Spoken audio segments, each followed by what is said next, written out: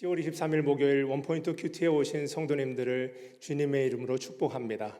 오늘 하나님 주신 말씀은 예레미야 38장 20절에서 28절까지의 말씀입니다. 예레미야가 이르되 그 무리가 왕을 그들에게 넘기지 아니하리이다. 원하옵나니 내가 왕에게 아뢰는 바 여호와의 목소리에 순종하소서. 그리하면 왕이 복을 받아 생명을 보존하시리이다. 그러나 만일 항복하기를 거절하시면 여호와께서 내게 보이신 말씀대로 되리이다. 보라, 곧 유다 왕궁에 남아있는 모든 여자가 바벨론 왕의 고관들에게로 끌려갈 것이요 그 여자들은 내게 말하기를 내 친구들이 너를 꿰어 이기고 내 발이 진흙에 빠짐을 보고 물러갔도다 하리라.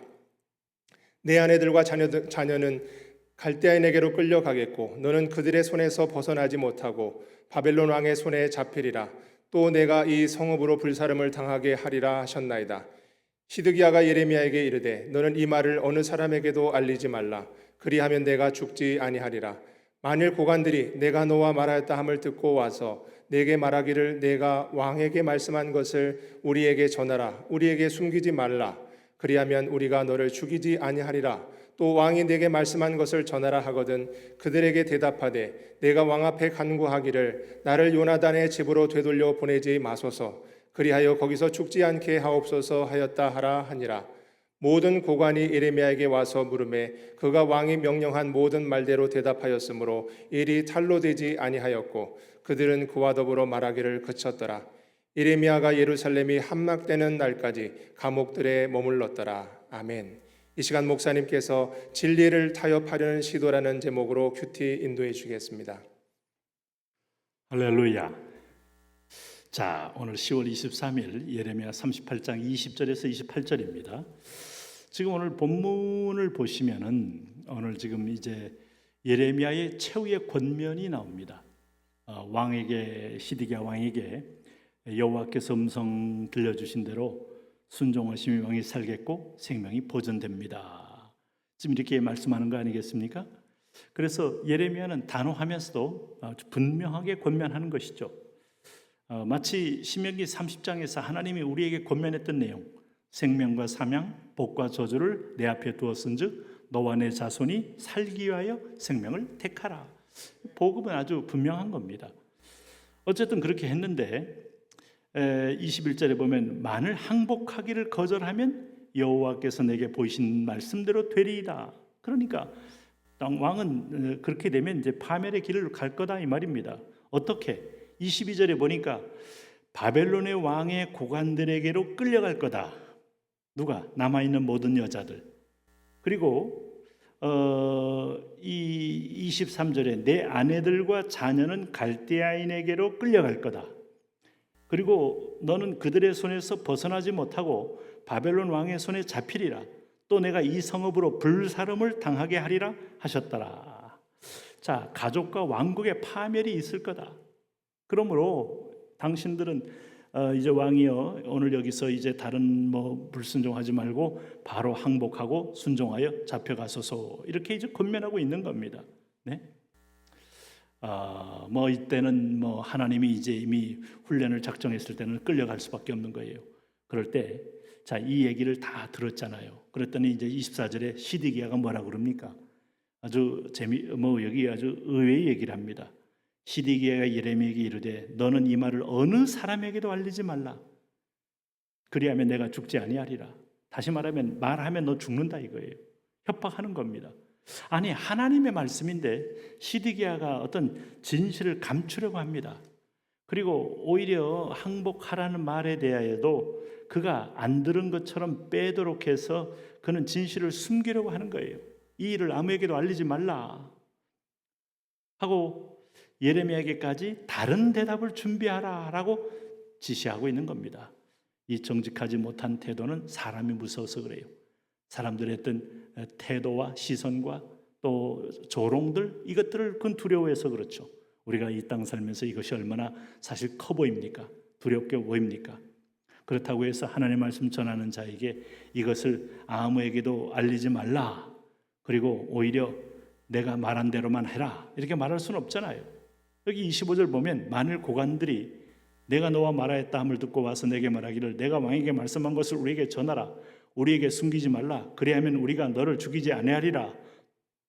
또 왕이 내게 말씀한 걸 전하라 하거든 뭐라 그랬어요? 26절에 그들에게 말하기를 내가 왕 앞에 간구하기를 나를 요나단의 집으로 되돌려 보내지 마소서 그리하여 거기서 죽지 않게 하옵소서 하였다 하라 하니라. 이게 누가 하는 얘기입니까? 시드기야가 예레미야에게 이렇게만 말을 해라 하면서 사실상 핵심적인 내용은 빼버리고 오늘 그에게 요나단 집에 가지 말라는 부탁만 한 얘기만을 전하라 이렇게 말하고 있는 거예요.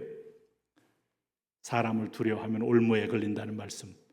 시드기야는 여전히 그 올무 속에서 그는 더 이상 벗어나지 못하고 있는 모습을 볼 수 있어요. 우리가 하나님의 선지자와 또 권력을 가진 시드기야 그리고 당시에 또 다른 이 힘을 가진 집단인 고관들 다 보면 하나님 말씀을 제쳐놓고 이것저것 자기의 정적인 이해 타산 자기에게 유리 분리를 따지고 헤매다가 길을 잃어버리는 모습을 볼 수 있어요.